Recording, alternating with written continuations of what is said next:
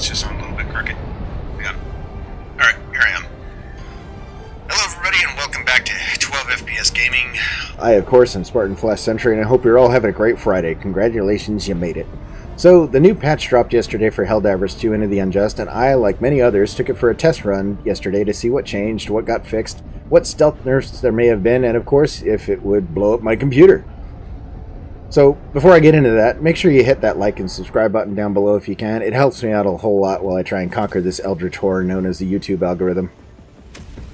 So, that said, arriving a little later than mid-October, as originally promised, patch 4.1.0 for Into the Unjust brought with it a large amount of weapon balancing tweaks, some which you may enjoy, and others that seemingly make no sense.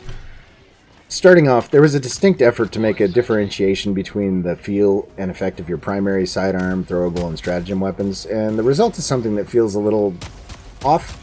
I don't know. For me, it could just be growing pains, but this change is going to feel a little funny for those of us divers who have been around since the game's inception.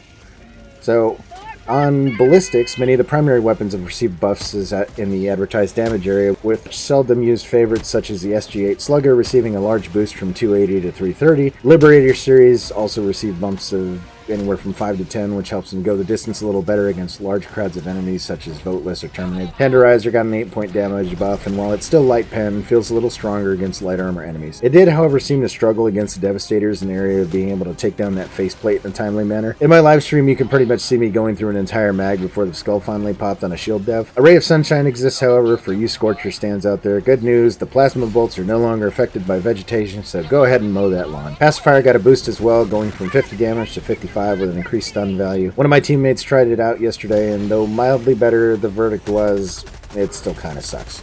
Look, I could just sit here and read off all the patch notes that were implemented, but let's just get to the question everyone is actually asking. What got fixed performance-wise? And to tell you the truth, it doesn't feel like a whole lot.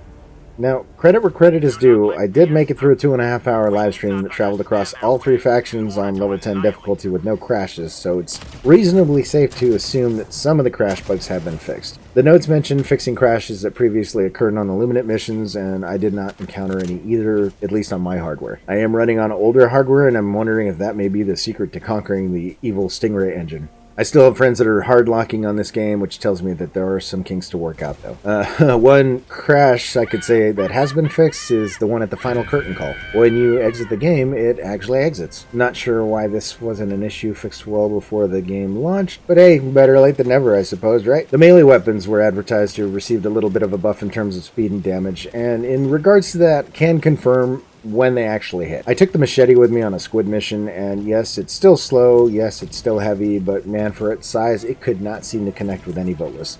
While the one that I did manage to connect with was quickly deheaded, the other half dozen flailing around seemed to take 0 damage, often with the blade missing entirely or passing completely through their bodies. So it seemed that either the Voteless or the blade itself needs its hitbox collider looked at. I also tried out the Saber paired with the ballistic shield backpack on the bug side, and while the Saber does indeed perform better at hacking through bugs, the shield actually fell short in the area of actually, shielding me. Could be operator error, could be stealth nerf. Grab a sword and board and let me know what you think for yourself in the comments below.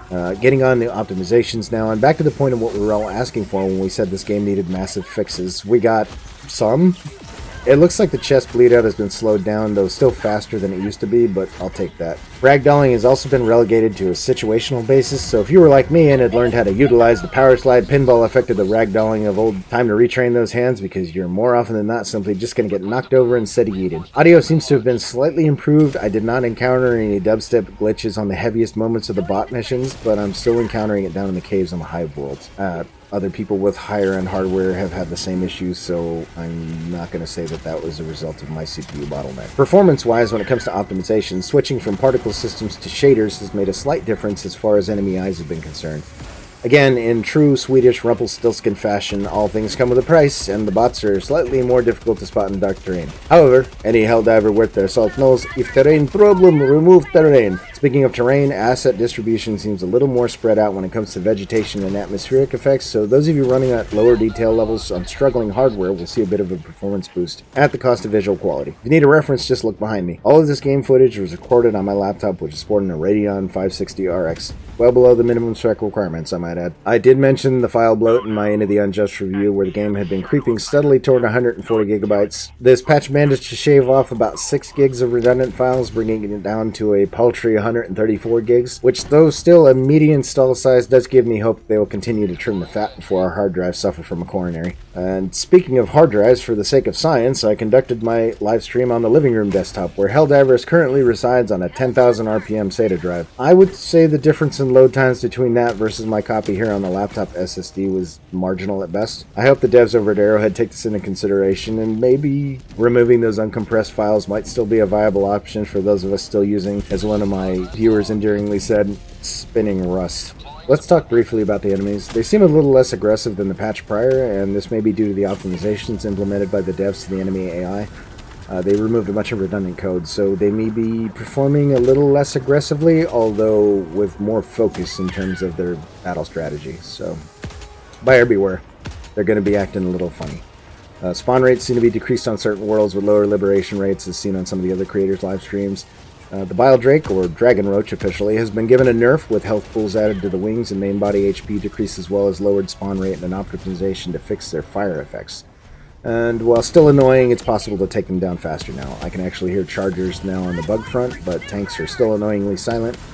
Squids seem the most rounded in the audio department, and flesh mobs are easier to take down now with the boosted weapons and adjustment to the way that their health pool is allocated. Again, I could go on all day about the enemies, but plenty of channels already covered those things, so I'll move on. So, what are my final thoughts on this patch? Well, I'm sitting here trying not to turn this into another roast video, and the best thing I can come up with is, it's alright. It's not great, but it's alright. And what I mean by this is, look, you remember when you were a kid and your mom told you to make sure to put the frozen roast in the fridge of thought before she got home from work, and you forgot to do it, so instead you cleaned your room, took out the trash, mowed the lawn, did a bunch of other stuff to make it look like you weren't just messing around all day? This patch kind of feels like that.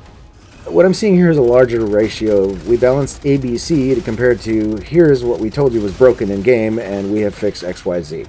I'm sitting here looking at all these weapon and stratagem rebalances, and the only thing I can think of is why? I know the Warbound releases are going to be slowed to focus more on the game engine issues, but the fact remains that there were far more rebalancing actions taken on weapons and stratagems that have already pretty much established their place in this game.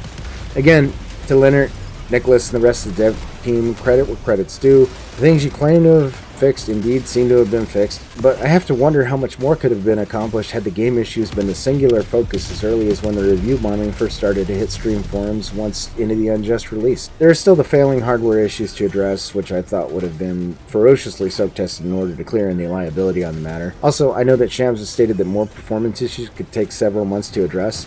I honestly hope this game has several months left to it.